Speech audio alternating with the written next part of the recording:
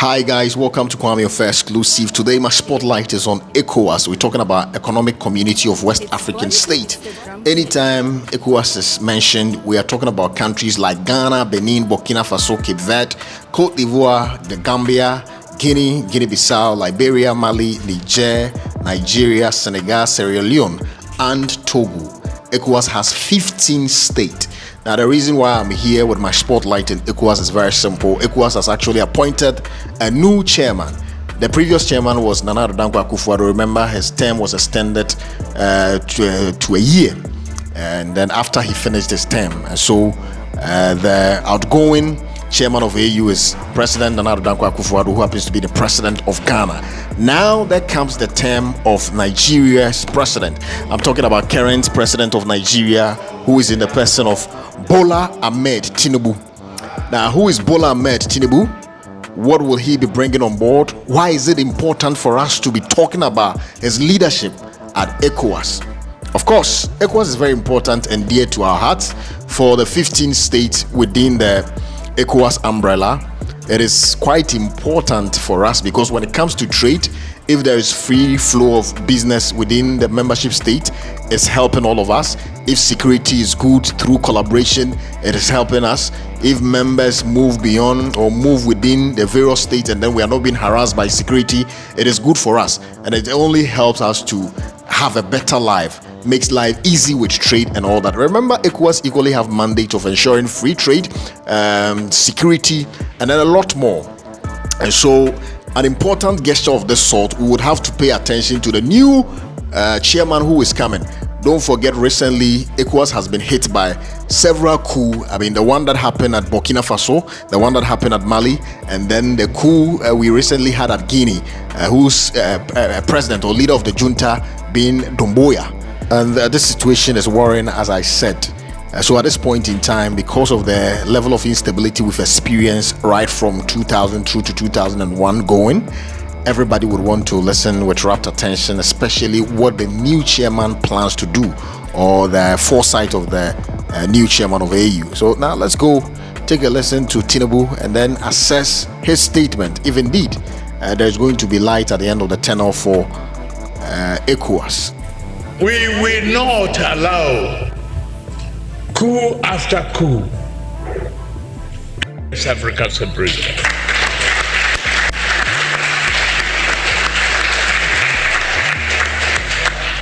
We will take this up seriously with African Union. And it's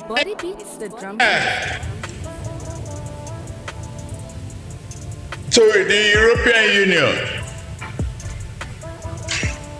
and Britain and America.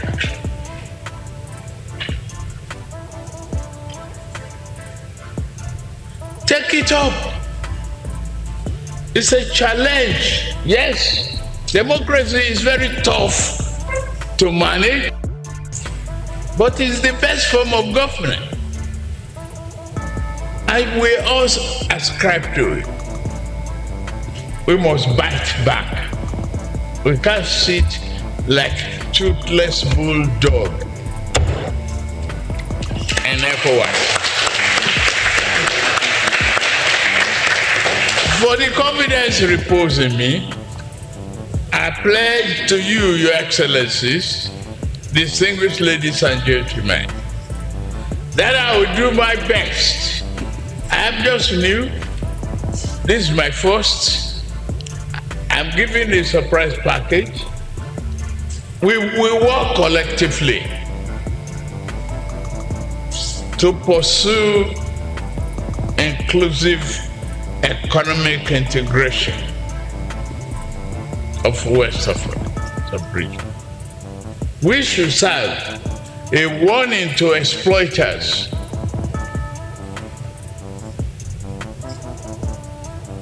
that our people have suffered enough. We should make a pledge here that in furtherance of our region's economic recovery and growth, we will commit to democracy and promote democracy and rule of law. I am with you. In Nigeria, we are back. Thank you, and thank you very much. All right, so you just heard the statement from Tinubu after his appointment as the new chairman of ECOWAS. And he's telling us at the latter part of his message that Nigeria is back. I'm taking it from the bottom to the top. And then he also cautioned exploiters. You know, he made mention of the fact that we shouldn't be a toothless bulldog. So if Tinubu makes a comment of this nature, what is he trying to say? Is he saying that we should match exploitators boot for boot? Who are the exploitators? People exploiting our resources where we don't get the maximum benefit out of our resources. If we are talking about that at the back end of Nigeria or at the backyard of Nigeria, how best is Nigeria maximizing its oil revenue to improve the lifestyles of the people in Nigeria? Who are the exploiters we are fighting?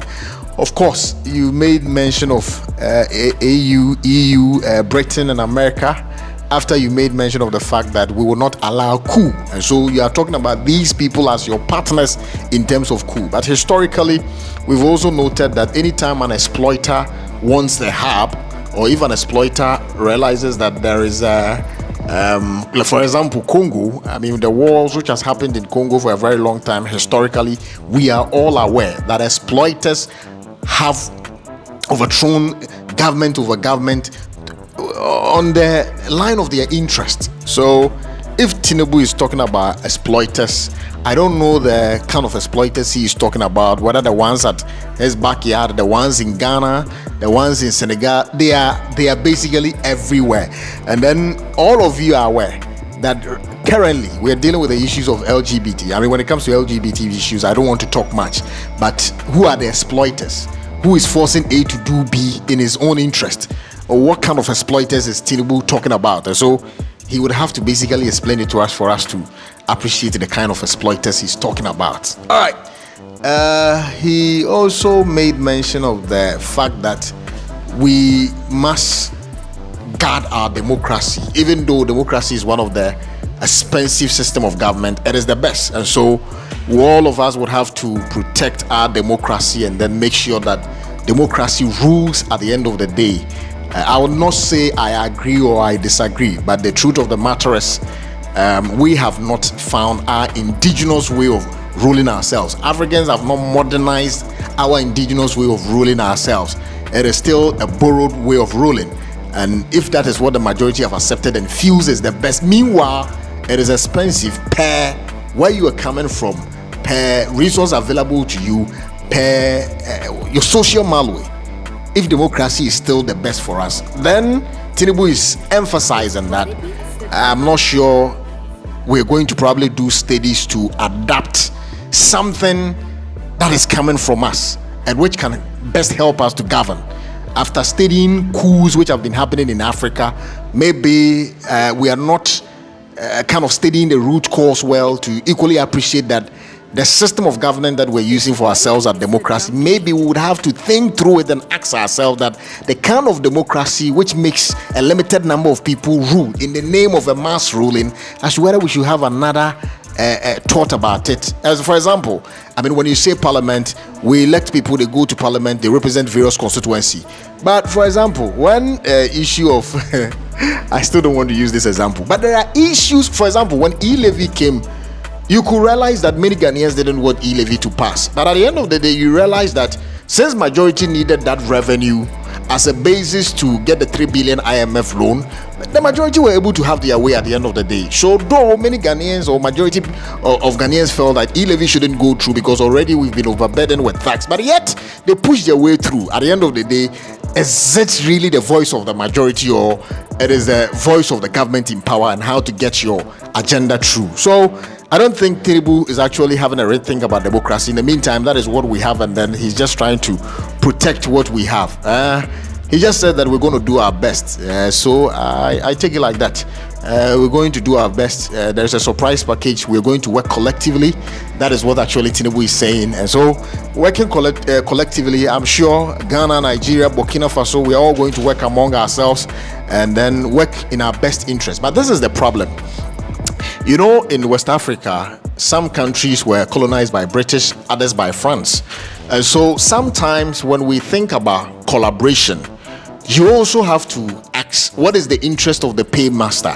If France has a particular interest and it's negotiating with Cote d'Ivoire, if US have a particular interest is negotiating with Ghana, at the end of the day, if we reach a consensus with our paymaster and then there is a collaboration we are supposed to make among ourselves as member states, are you sure that we are going to forgo what our paymasters have told us and then go with the interest of the sub-Saharan states? This is a challenge. So in as much as we are pushing or forging to do something together as people, there comes the invisible hands or invisible forces that equally manipulate us. So Tinubu, I don't want to say this is another talk shop, but we still want to see deeds, but not just words. That's okay. And then he says that he gave some warning to exploitators.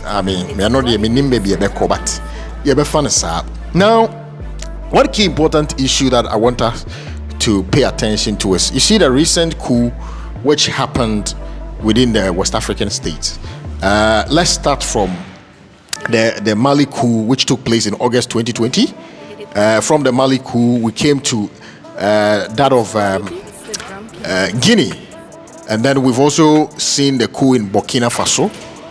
Burkina Faso, we were being told that the president was unable to stop the Islamic insurgents, and so as a result of that, they overthrew him.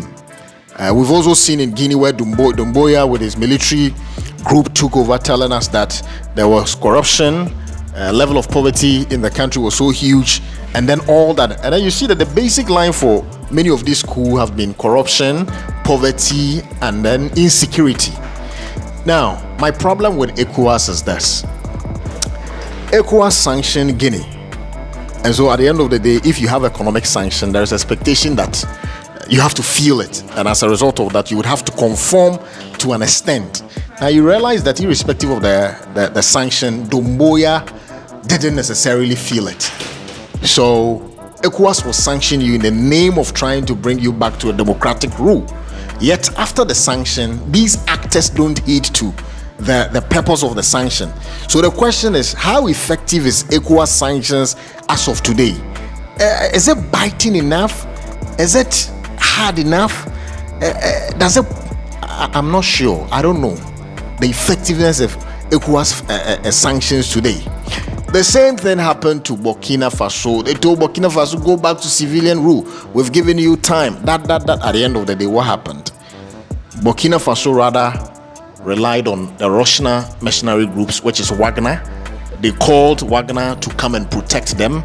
Burkina Faso decided to sack UN because they feel that UN is not protecting them enough. The conflict there has protracted because UN came with their own interest and the likes. So at the end of the day, you realize that the effectiveness of ECOWAS, there is a question mark with it.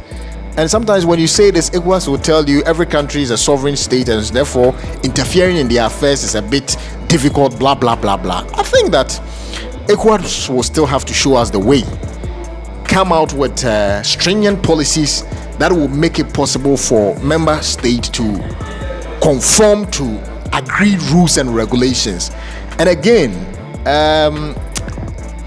being with your member state, being committed to them and still licking the ass of the paymaster is a bit worrying, and then it makes everything so difficult.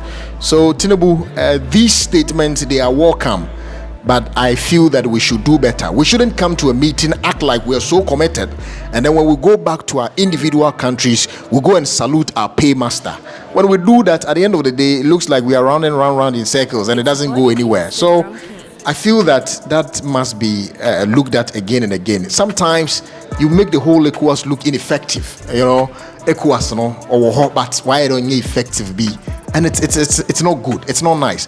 As I'm speaking, we have the African Continental Free Trade Secretariatship in Accra. Now, when you speak to players within the trade circles, they will tell you as of now, the secretariat is there. How well are we even engaging the players, the exporters? When you look at the domestic economy of Ghana, and then we are trading between ourselves, Ivory Coast and the likes. Do you think the cost of production in Ghana will be lesser than that of Ivory Coast? How are our traders going to take advantage of our domestic market? And how well do people understand the African continental free trade such that they are preparing themselves towards it? So ECOWAS really has a lot of work to do. Even with the African continental free trade, which we have the secretariatship in Ghana, how well do people understand and appreciate the policy of the secretariatship? So, Tinubu, you get work do. So I'll end it here. Fellas, brothers, let's digest some of these issues and then see how our brother will lead. But we expect more than the talk shop. Thank you. Kwame Offer Exclusive. Subscribe and learn more. Bye bye.